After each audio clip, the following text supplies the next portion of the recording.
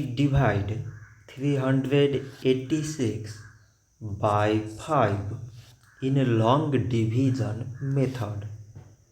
5 times 7 is 35. On subtracting, we get 3.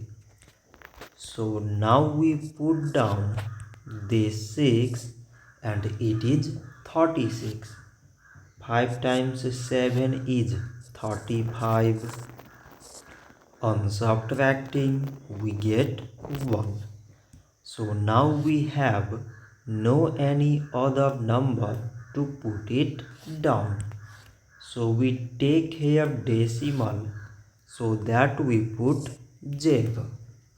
So it is 10 and 5 times 2 is 10.